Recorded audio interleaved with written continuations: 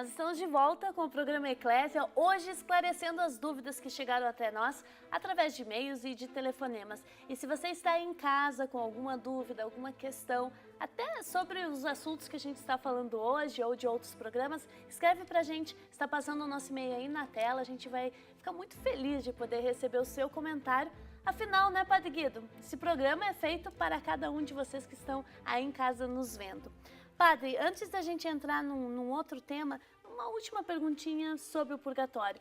Existe há muito tempo na nossa tradição, se fala em rezar pelas 13 almas do purgatório. É real isso? Como é? Simone, respeitamos a devoção do nosso povo querido. Não existe nenhuma documentação a respeito destas 13 almas que em alguns lugares chamam aflitas, outros benditas. Quando se reza pelas almas, vamos rezar para todas as almas do purgatório. Não há nenhuma distinção a respeito desta categoria de almas, né? É fruto de uma devoção popular que temos também que corrigir para o melhor, inclusive, né? Abrindo o campo de ação para todas as almas e não restringindo que não existem estas 13 almas benditas ou 13 almas aflitas. Ok, obrigada, Padre. Olha, a gente tem uma pergunta aqui da Angélica de Valinhos. E a pergunta dela é o seguinte, bom, primeiro ela diz que está gostando muito do programa, ela acha interessante, porque esclarece as dúvidas de quem o assiste. Muito obrigada, Angélica, por ter enviado a sua questão.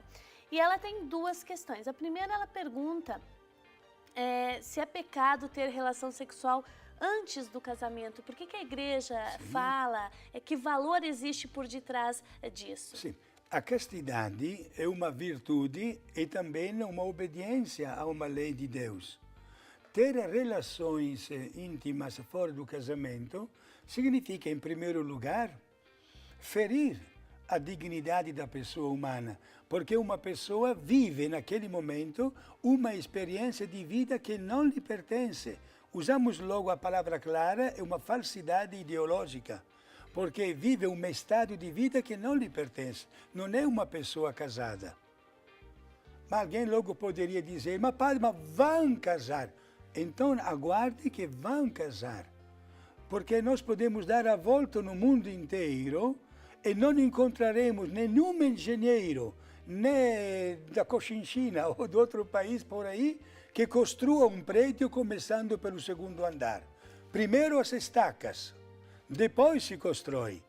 Portanto, meus amigos, até na vida conjugal, vamos respeitar a lei que Deus colocou.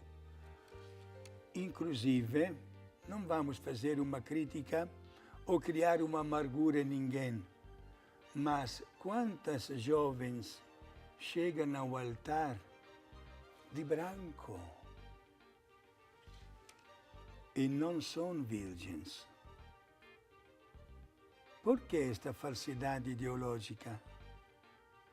Por que apresentar um estado de vida que é uma falsidade? Vamos, meus amigos, respeitar a lei que Deus colocou também a respeito do nosso corpo. Padre, muito bem. Agora, essa questão além do sexo, porque às vezes a gente sente uma certa rejeição, especialmente da juventude, em torno da sexualidade. A igreja reprime, avançou a tecnologia, a ciência, tudo, e a igreja continua batendo nessa tecla. A questão é assim, padre, se a igreja valoriza o namoro e o noivado como um período de conhecimento, de entrosamento desse casal, que não diz respeito ao sexo, o que a igreja sugere? De que maneira pode ser vivenciado esse período, então? Certo. O namoro é um tempo sagrado e abençoado por Deus, porque os dois devem se conhecer antes de considerar que um é feito para o outro, certo? O namoro é um tempo, portanto, sagrado. A igreja nunca permitirá ou abençoará um desvio de determinados valores que Deus colocou no corpo do homem e da mulher. Por isso, as experiências pré-matrimonial serão sempre condenadas pela igreja. Sempre serão. O avanço, o Senhor usou uma palavra que merece ser explicado. O avanço da ciência, de tantos outros valores, etc. Isso não significa confundir as ideias e os princípios éticos e morais. A pessoa deve viver o seu estado de vida dentro do seu carisma. É claro que uma pessoa alcança um objetivo e aspira para este objetivo. Se eu falasse em termos de sacerdote, vivendo num seminário, um seminarista gostaria de ser padre, mas não é padre. Vai chegar a ser padre. Um jovem que ama uma jovem continua no seu amor, mas o amor tem múltiplas manifestações. A intimidade não é permitida, porque não é uma pessoa já ligada com um vínculo que é consagrado por Deus pelo matrimônio. Padre, mas assim, por exemplo, se um casal teve relações antes de fazer o sacramento na igreja do casamento, Sim. E esse casal, a gente fala ela ou ele, mas são os dois, não é? Que fizeram isso. E se esse casal vai, pede uma orientação para o seu pároco, para o seu padre, Sim. se confessa, se retoma e quer casar na igreja mesmo assim, a igreja nega o sacramento? Não nega. Inclusive, a igreja faz de tudo para regularizar um casamento que não nasceu bem conforme a lei de Deus. Agora, voltando só um instantinho ao assunto de antes, que é muito delicado, mas é prático. Quando, para nós padres, até na ordem do dia, quando um jovem ou uma jovem tem relações íntimas fora do matrimônio e vem também até confessar-se, porque a consciência morde, eu pergunto para ele ou para ela: você gostaria de ter um filho ou uma filha que fizesse isso fora do casamento? Ah, não, padre! Aí a consciência. Se a tua consciência rejeita uma coisa desta, por que você está fazendo? Deus não faz as coisas impossíveis. Deus te dá a graça para manter a tua virgindade até o momento do casamento. Mantenha a lei de Deus dentro do teu corpo, da tua personalidade, e você se sentirá a pessoa mais feliz e mais segura do mundo.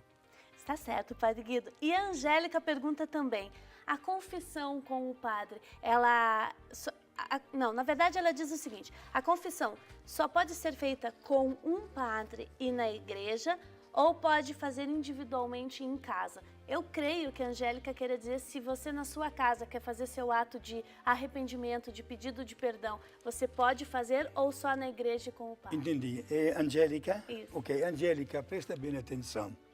É claro que é Deus que perdoa. Só que Jesus escolheu para o nosso bem o caminho do sacramento da confissão. Deus perdoa e instituiu o sacramento da confissão com o sacerdote. As pessoas que dizem, eu lá em casa, ou eu diretamente com Deus, peço perdão. Claro que é Deus que perdoa, mas através da confissão. Vamos valorizar este grande sacramento instituído por Jesus, que disse para os seus apóstolos, os pecados que vocês perdoarem serão perdoados. Os pecados que vocês não perdoarem serão retidos. A partir daquele momento, Jesus estava dando aos sacerdotes os plenos poderes de absolver em nome de Deus de toda forma do pecado. Mantenha este grande valor na sua vida, minha querida amiga, para poder receber e experimentar a beleza do perdão sacramentado através dos sacerdotes. Muito obrigada. Obrigada, Angélica, por ter enviado as suas questões aqui para o nosso programa. A gente espera sempre contar contigo, nos assistindo e também enviando e-mails para a gente ou ligando aqui para a TV Século XXI. Padre Guido, a respeito do batismo, o Jailton Nascimento, de Jataúba, Pernambuco, pergunta o seguinte: segundo a Bíblia, o batismo só deve ocorrer se houver arrependimento.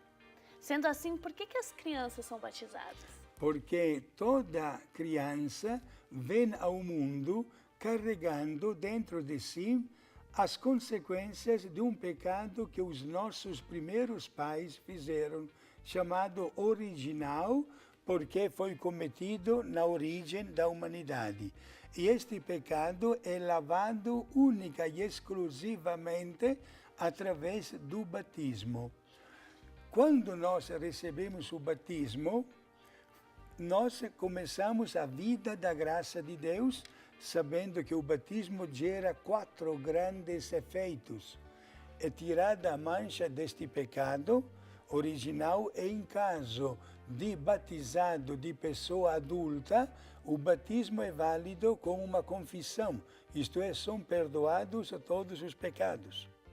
Entramos a fazer parte da família de Deus e recebemos a autorização para os demais sacramentos. Adquirimos o nome de cristãos, isto é, continuadores de Cristo, e nos tornamos herdeiros do céu. Por isso o batismo marca tão profundamente a presença de Deus na vida da pessoa que o recebe, a tal ponto que ninguém de nós pode ser batizado 2 vezes. Muito bem. Padre Guido, a gente primeiro gostaria de agradecer ao Jailton Nascimento, de Jataúba, Pernambuco, e a gente vai para um outro assunto que tem a ver com a questão da laqueadura, se é pecado ou não. Então, a Neuci Casson de Melo, de Ipumirim, Santa Catarina, ela enviou essa questão. Fiz laqueadura depois de ter 2 filhos, isso com 35 anos. Então, ela quer saber, cometeu um pecado? Para cometer o pecado, senhora, como eu falei alguns instantes atrás, precisam 3 modalidades.